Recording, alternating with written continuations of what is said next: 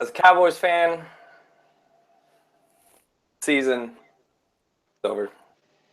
Heartbreaking. I've been dead inside for the last day and a half, but what are you going to do? We got Nick here. We're going to be talking a little bit of a recap from the 34-31 divisional round for the playoffs. Let's jump into that. Obviously, I'm sure that you were pretty jacked on Sunday. I couldn't get a hold of you. I thought you died. I did die. I died inside. I wish I would have been there to witness that. That would have been greay. Actually, you probably would have thrown me out of your house. Actually, so. I don't know. I had a good friend of mine. He's a Green Bay fan. Had him over, but it was Cowboys fans. And he's the only Green Bay fan. So just naturally, Cowboys fans were upstairs, and he went downstairs and watched the game. And everything was cool. Like, jumped out to an early lead, and he was cool about it. He was like, "The game's not over," and I was like, "Yeah, it is. It's totally over." So we go get pizza at halftime, get Little Caesars, all is cool, and then like at the end of the game, he's just like, "Woo, we won!" And I'm like just pissed off. And I'm like, "You didn't even know the game was played in Dallas. You're not even a real fan. Shut up!" And just like kicked him out, and that. Get emotional, man. This is my squad, and they're done, man. They're done. So no, I hear you. I was on edge the whole game. I didn't sit down one time. Literally, just paced in circles, threw things, drank way too much alcohol, that whole good stuff. I was probably like, when things are going bad, I wasn't like like doing that. When things are going good, that's when I got loud. But I was so quiet and just dumbfounded for the first quarter and a half when they jumped up 21-3. I was just like, what? Like, and I mean, we talked about it, in the preview video that we did. You said one of the main ways that Green Bay is going to win is that they go and jump out early, and you also mentioned that Dallas was on a bye and they could start slow, and that's exactly what happened. Exactly what happened. It unfolded right before us. I mean, I think there was a couple. I wouldn't want to say you blame it entirely. I say play calling almost. That first drive, I mean, you have to feed Zeke. You have to. 3rd and 2. 3rd and short, you're running the ball all day. I don't care. You get it in his hands as fast as you can, and you just run downhill. That's it. North, south. And that's the part. They throw it. Just blew my mind. I mean, as a Packers fan, I'm sitting here going, please throw the ball. He's falling forward for 6 yards. That's another thing you said in the video. You said, hey, we want to make them throw the ball, and Cowboys get in run-oriented situations, and they throw it. Yeah. And then it's crazy because they're throwing into double coverage to Dez. Dez had a great game, but still throwing into double coverage, we were begging them to throw the ball. Yeah, and they did, which is crazy. You guys stayed in, for the most part, you played nickel. I don't know the exact facts on this, but I would guesstimate you guys played nickel probably 70% of the time. I mean, even that interception, Micah Hyde, first off, had probably one of the best games of his career. Ever. Best game he's ever had. I mean, that guy just was all over the field playing 2 or 3 different spots, played the nickel linebacker. When he jumped that ball, it was – I lost it. I just lost it. I lost it too because it's a 2nd and 1. They didn't even have a loaded box. And they're not running. Yeah, they had 4 down line and 2 linebackers because I rewound it live. And I'm like, what is going on? That took points off the board in the red zone. Mm-hmm. So, but yeah, Micah Hyde started off. He had that really nice deflection. He had the interception. He had the sack on the first drive. Yep. That's what killed that drive and made him stall for 3. And then Green Bay went down and scored. Dallas got the ball back. And I can't remember if it was the 2nd or 3rd possession. One of them, they went 3 and out. And then the other one was the Bryce Butler penalty where he was in, the huddle. I think that was a crock, but, the rules. Never say anything like that. Yeah, ever.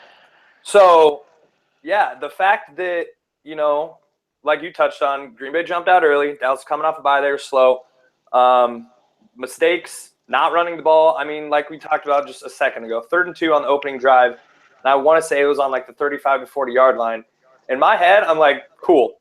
We've been moving the ball at will. We're going to run it. Even if we don't get it, we're going to run it again on 4th down. And they throw it deep. It gets deflected, and we settle for 3.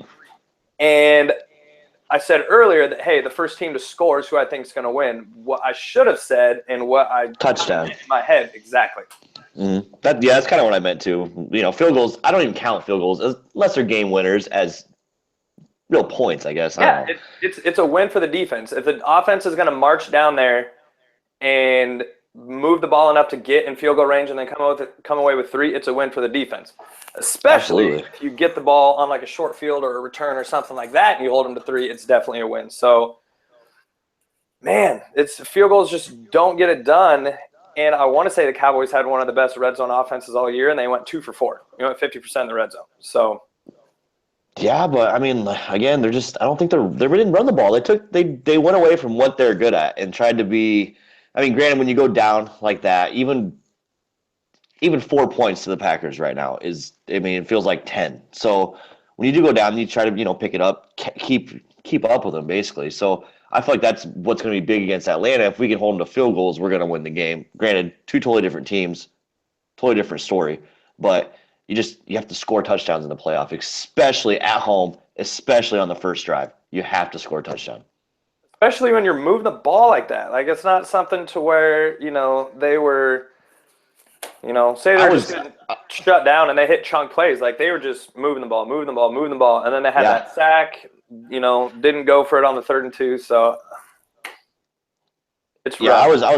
I was surprised that they I just completely threw into double coverage. 3rd and 2. They bring the field goal team out. I'm just going nuts. I'm like, this is awesome. Then we come out, we look a little stagnant that first drive, and then Aaron hits that shot over the middle. And exactly what we need to do is work the middle of the field. I think Richard Rodgers had 1 catch, and I think that was the only catch of the game. Opened it up vertically, went downfield, circus throw. I mean, I touched him, I'm pretty sure. Oh my God, the ball! Like, that's just one of those things where, as a fan, player, whatever, you just kind of look at it and you're like, okay, it's gonna be one of those days. Like, Sean Lee, just an error.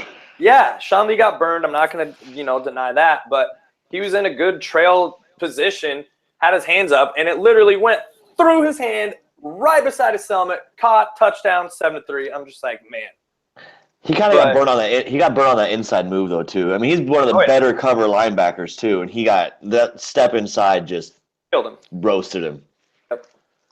And that was, like you said, I think that was Richard Rodgers' only catch, but one catch for 34 yards.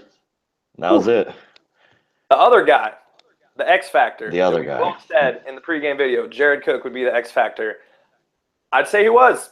What do you have? 6 for a $101 and a touch? Yep.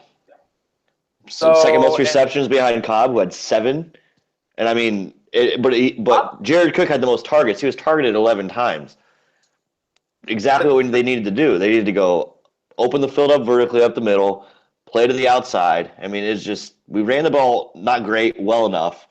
When you guys first couple possessions, Montgomery had like a 15-yard run, then an 8-yard run. Like, the Dallas defense, the whole team, the start was just god awful. It was just so blah. Like, it was just slow, stagnant, and you cannot do that against Green Bay. Like, that's what killed them. I think you just can't do it. Like, it's not against not only Green Bay but the playoffs. Like, you cannot stall. Like, take a perfect example. Look at the Houston New England game. They were neck and neck. I knew New England was going to blow that out, but in my head I'm like, okay, maybe Houston has a chance. First team stalls, loses, and of course, better quarterback, better team.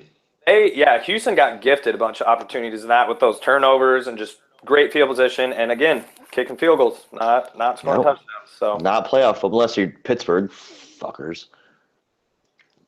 I want to say that's the first time in NFL history a team has won a postseason game not scoring any touchdowns while giving up 2. Like, that's crazy. Mind-boggling. You gave up 2 touchdowns, didn't score one yourself, and won.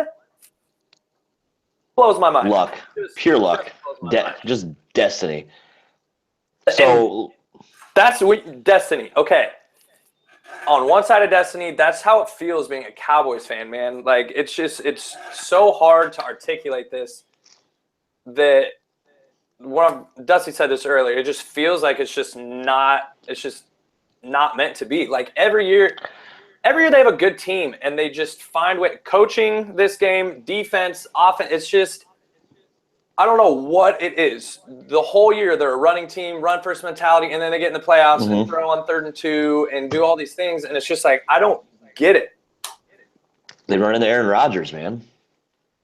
That's. I mean, when you that postseason Green Bay, where it doesn't home away, it doesn't matter. Like that's just the worst draw. Like they probably would have beaten anyone else. They match up well. Maybe Atlanta. I think Atlanta's got everyone's number right now. That's the team to beat. See, I'm not afraid of Atlanta. I'm not. Matt Ryan is nowhere near the quarterback Aaron Rodgers is. If you make Matt Ryan be pinpoint like Aaron Rodgers needed to be against Dallas, there's no way. There's no way. He's top 5 quarterback this year. Aaron Rodgers is top 5 quarterback all time. Maybe even top 5. You're right. So, you're right. And it's just I just have the stigma against Atlanta of, I mean, kind of what people feel about Dallas. They're going to mess it up somehow. They're not going to get the there. Dirty bird. Yeah. But kind of going back to the whole, you said they just run into Aaron Rodgers.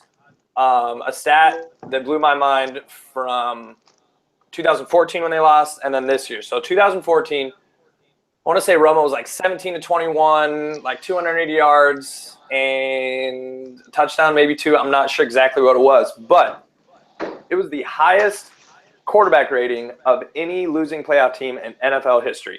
So DeMarco Murray had 100-some yards. Like on offense, it was there. The catch, no catch, all that stuff. But what nobody talks about, Green Bay had, 4.5 minutes to go score? Dallas wasn't going to stop that. So 2014, Romo puts up a great, like I said, highest quarterback rating ever in a playoff loss. Flash forward to 2016, Dallas puts up 30 points and loses, has a quarterback with a 100 overall or higher quarterback rating and a 100-yard rusher. So the stats on that. Teams that score 30-plus points in a playoff game are now 217 and 23 all time. 217 and 23. And we said it on the pregame. We both said, what's the magic number? We both said 31. There it is, right there. You score 31 points in a playoff game, you should be able to win unless you have a defense like Dallas that just cannot stop Aaron Rodgers at all. And then they couldn't. Go ahead. I'm sorry. Very last one. Teams with over 100 passer rating for a quarterback and 100-yard rusher. Romo and Murray in 2014. Dak and Zeke 2016. 166 and 13. So when you play the percentages, and that's why 2 days before the game we did our video, I was so confident because I looked at everything and I'm like, okay, everything points to Dallas. They're at home. They have the matchup advantages. Jordy's not there. Eddie Lacy, no running back, all this stuff. And it doesn't matter because Aaron Rodgers, one of the best quarterbacks of all time, one of the best quarterback performances of all time, was damn near perfect, putting the ball wherever he wanted, and we couldn't do anything to stop him. Yeah.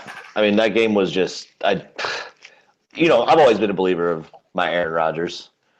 And that game was just incredible. I mean, the balls he was throwing, they were crazy. Like, he would throw to double coverage, and not only that, our receivers, without having Jordy Nelson, the ball was sticking like glue. Like, they were not dropping anything.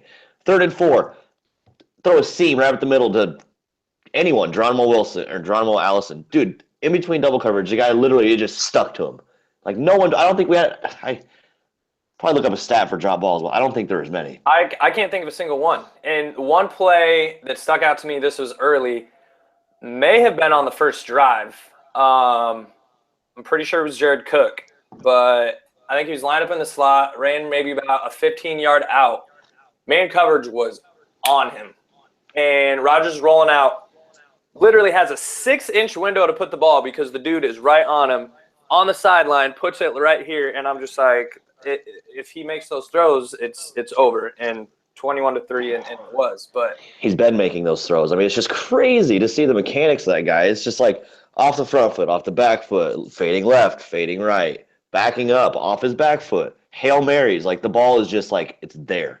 It's there. You know who he reminds me of? And I am an Aaron Rodgers fan. I hate him right now. I hate the Packers right now. I hope they win the Super Bowl, first off. But I've always liked Aaron Rodgers, always respected him. He's like Steph Curry on a football field. totally like just playground, totally just rhythm and flow based. Like when he's within a structure of an offense, okay, whatever. Flush him out of the pocket, let him play Sandlot, and he's even better. Dude, Even best better. quarterback all Because time. I would say he's probably he's probably still top 5 in the league as like a contained pocket passer in the structure of the offense. He is probably the best all time outside of the pocket. I mean, that guy just like that ball to seal the game. That ball he threw to Jared Cook, like that window was this big. It was this big. And they showed a replay. They showed a replay. His feet weren't even on the ground when he released the ball. He like jumped towards his left and like just, and that ball just, it's crazy. Like like you can't even people that play the position, say like Trent Dilfer, you are in awe. Like you're rolling to the left, throwing cross body on the run with pressure in your face, and you throw like people always talk Elway, Favre, like strong arms. I have never seen a ball leave a quarterback's hands the way it does with Rodgers. It is insane. And it's every time. You can talk Brady all time, which Brady will probably go down probably the best quarterback of all time based on wins and everything else. You know, his entire resume. But no one throws the ball like Aaron Rodgers. Like you can see it now. You know, granted, Brady's 39, 38. He's starting to lose a little zip on the ball. You kind of saw that in the Houston game a little bit. He was just floating those balls up there. But, dude, every time it comes out of Aaron Rodgers' hand, thing is just like on a line, perfect spiral, right where it needs to be. It's crazy.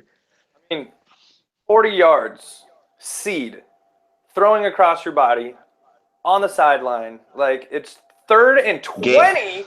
And we're just now getting to the point that it should have been a fumble. He got drilled on a blindside safety blitz and hung on to the goddamn ball. Like just moxie. Man just got moxie. Yeah, man. It's so crazy because one aspect of it, okay, you go down 21-3, you don't deserve to win. But then on the other side of it, it's like, okay, when it got to that point to 28-28, you know, I don't want to say should have, but in a way I want to say we should have won that game. I mean, we're down 3 and we spiked the ball with 40 seconds left. I'm like, dude, we're going to win. And then again, 3rd and 2, and you try to run a slanted as instead of running the ball, and you give him 35 seconds. It's mind-boggling because 35 seconds, he has time, and then what was there, 20 seconds left, and it's 3rd and 20, and you convert. No, there's 12 seconds left. 12 seconds left with the ball on like the 35-yard line, and he makes that play. It's just like I can't. That's why I sat in front of my TV for an hour. Like I was just like, dude. I can see it. Just sitting there, just like what? I'm sure all of you guys are just sitting in that room, just like what just happened. Well, I mean. Here's another thing too that McCarthy likes to do. He likes to jump. As you notice the last few weeks, if you go back and look, we've been jumping out to big leads. 14, 21, whatever. He likes to sit on that. He gets to a certain point and he kind of just starts to sit on that lead for some reason. I don't know why.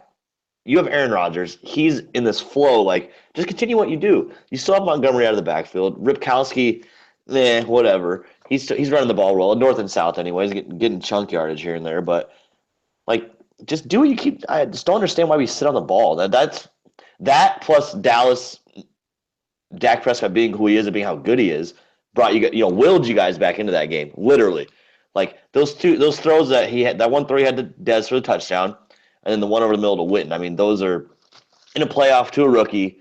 Those tough throws, man. To make that and will you guys back was just a great game to watch. Yeah, I think agree with you 100% on Green Bay kind of letting Dallas back in the game because we had no answer when you guys would either go 4 or 5 wide empty. Didn't have an answer for it. And then in the second half, you guys started running like 21 personnel, 22 personnel. And I'm like, why are they going away from spread and threat? And you guys are bringing in, 2 tight ends and running single back. And I'm like, why are they doing that? And sure enough, it got us back in the game. So, yeah, I obviously understand why you want to run the clock, but keep them shotgun, keep them spread. It's working. If they bring, if why would any team be worried about stopping the run if you're coming out in a 4-wide set with Aaron Rodgers? They're going to be playing the pass. So Exactly. And not only that, we started to burn out Dallas's defense in that first half. All the substitutions, constantly moving the ball, running up to the line, no huddle, this and that. You take that, you take a step back in the second half, you start huddling up, moving in and out personnel, running the ball. You're going to give them a little bit of a breather. It didn't really matter towards the end of the game, but I just don't see. We just need to go for the kill. And they're saying Jordy might be able to play this week, which would be huge. I saw that. Oh my God, that'd be huge. I think either way, it's going to be a fantastic game again. I just hope we do the same thing. Yeah, I can't say that Atlanta has some great home field advantage or anything. That was probably one of the better crowds I've heard. Actually, this whole year, Dallas is known as a wine and cheese crowd. But I thought week 1 when we were there, it was loud. Great. And then the last couple games late in the year, the announcers made a note that said, "Hey, it's really loud," and then the playoff games. So, the attendance was like 94,000. That stadium seats 72. They jammed an extra 20,000 people in there somehow. Oh, the party pass stuff. That's why. They jammed 20,000 people in the party pass area, but the thing is ridiculous. I don't know if it's that. I think that there's more seating than just 70,000, but I know that that's where they're able to cram a lot of them in there because they're not individual seats. No, so capacity at their stadium is 80,000. Attendance for that game was 93,396 people. That's how you jam it in, man. That's awesome. Oh, Jerry. I might not win football games, but I can sell tickets to my Cowboys. Yeah, no shit. But you go back and look at the stats. Besides the early jump out, it was virtually an even game. Total yards, 413, 429, 1 turnover apiece, 27 first downs of Green Bay, 25 for Dallas. Time possession, 29 Green Bay, 30 Dallas. I think that's where you lose the game, though. You guys need to have the ball for another 8 minutes. I agree, but there was so many missed opportunities. There's just, whether we're talking about field goals instead of touchdowns.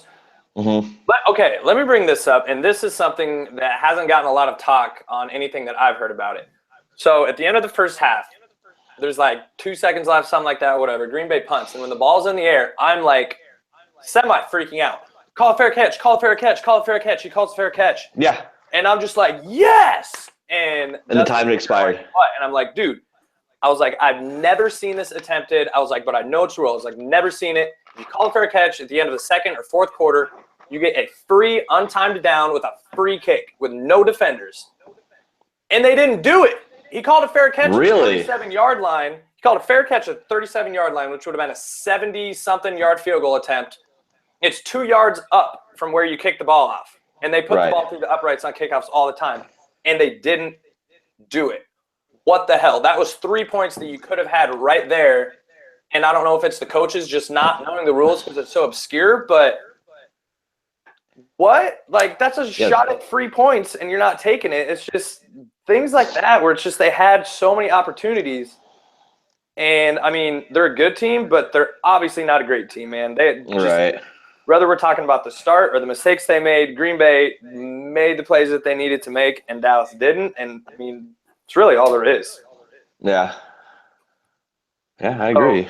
I don't know. This is going to be such a long offseason, man. That's what sucks about playoffs is just the finality of it. It's just I don't have any – It's over. Yeah, I don't have – I get so – football, games on Sundays, Mondays, things like that. You look forward to it all week, and it's just what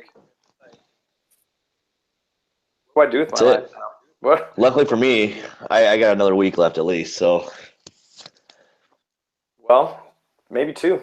Or no. Maybe 2. There's a bye. No, maybe There's 3. A bye in there for the Pro Bowl, so yeah, maybe 3. Maybe 3. Pro Bowl sucks. I never watch it. Yeah, it's a joke, but – so, yeah, I don't know. Long off season. I'm definitely shifting. I'll obviously still watch the NFC Championship, AFC Championship, Super Bowl. I'm a football junkie, but, man, I'm kind of shifting into basketball. Quick prediction, Super Bowl. What do you got? That's a good question. Gotta go Green Bay. I'm gonna favor their head coach, quarterback. Because another thing in the preview thing. I mean, obviously I'm not trying to do this to brag, but most of our assessments were spot on. Spot on. I'll agree. Yeah, I mean, we said that the main matchup advantage that Green Bay had was head coach, quarterback. That's the main one, and they got it done. So I got to go with that again. I'm going to say Green Bay is going to beat Atlanta just because they have the head coach, quarterback. And then the AFC, I think it might be Pittsburgh. That's what I'm thinking. A little rematch. Yeah. So, that was Green Bay. Or wait. Yeah, 2010, Green Bay Steelers. Duh. Yep. For some reason, I was going back to the 90s thinking Green Bay Patriots. But, yeah, Green Bay Steelers. Either way, it'd be a rematch for you guys. So, dude, I would love to see Tom Brady, Aaron Rodgers. That's what I want. Agreed.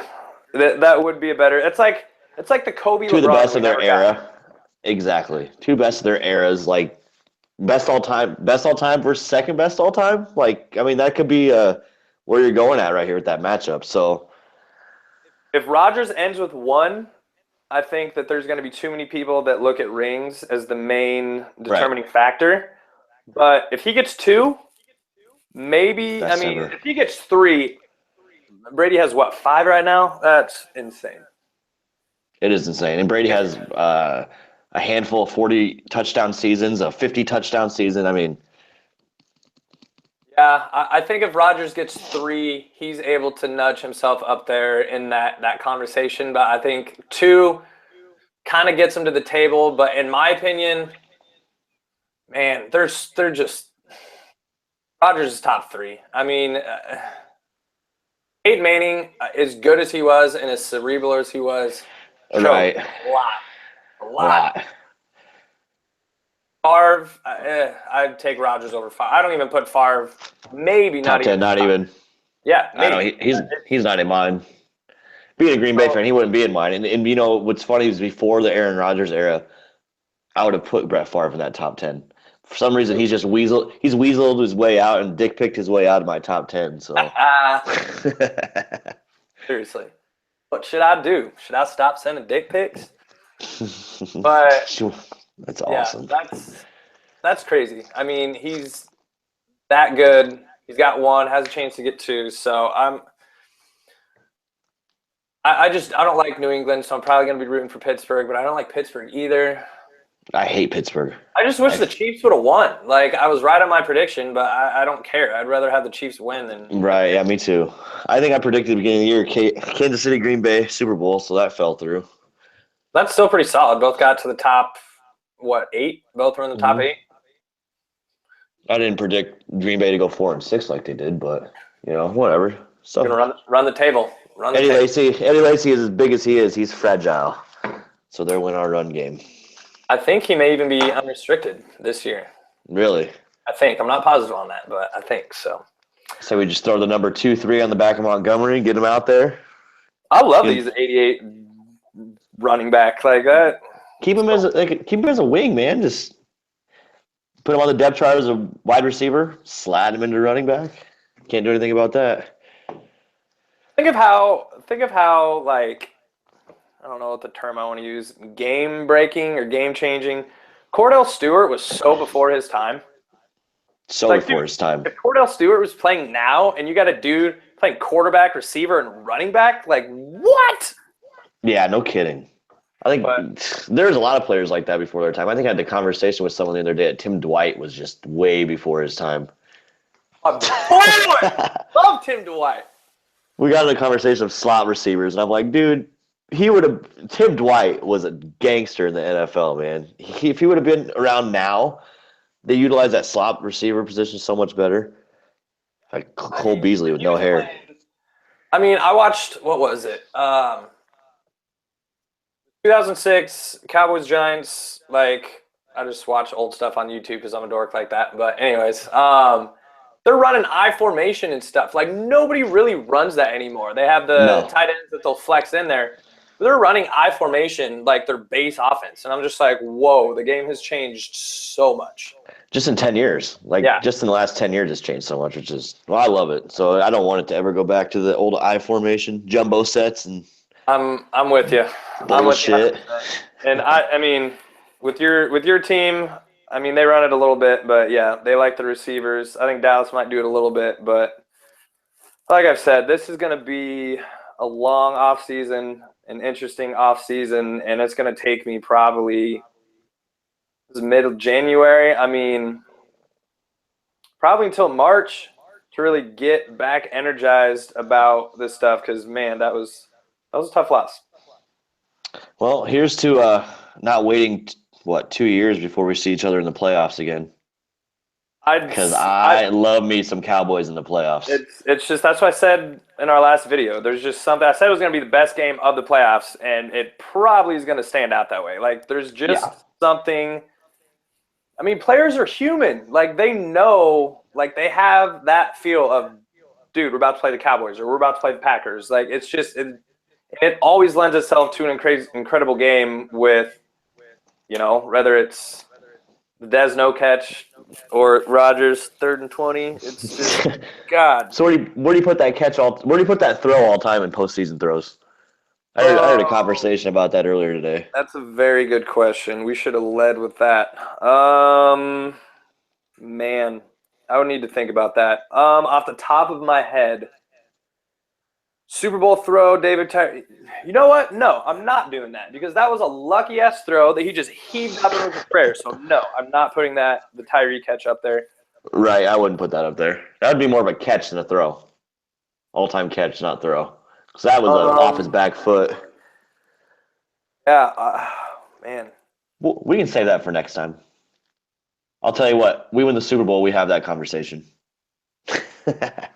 Off the top of my head, just there's nothing, and obviously it could be prisoner of the moment, but there's nothing that I can think of off the top of my head that would beat that throw. 3rd and 20, 12 seconds left. You're on your 35-yard line. You throw a seed crossbody, 40-yard, 36 yards down the field, set up a game-winning field goal. I got one for you. Ben Roethlisberger, San Antonio Holmes. Back of the end zone. Sideline catch, back of the end zone, Arizona, Pittsburgh, Super Bowl. That's a big time catch too. That's a solid one because he had to drop that in over one defender, two defender in the corner. So that is a good one. Man, 36 yards, rolling out to your left, throwing crossbody, seed on the sideline. I think that's a better throw just because of the distance and the floating away from all your momentum. Just the mechanics of it. Big Ben was in the pocket for that throw. I mean, you got to. And it was a 12-yard. Yeah. But man, I mean, let's look into that. Maybe we can do just a 5-minute one. We always say they're going to be short, and they never are. But let's plan a quarterback. Let's just do a quarterback talk on one of these points. All right. Well, looks like we got our next video planned. So, well, for those that stuck around for this 20 to 30 minutes, we always say we're going to be short, never do. But like, subscribe, do all that good stuff. We're going to try to be putting these out a little bit more often. So, but yeah, we'll be back with a quarterback video. We'll be getting into basketball, obviously doing some more playoff stuff. But yeah, good stuff, man. All right, later, guys.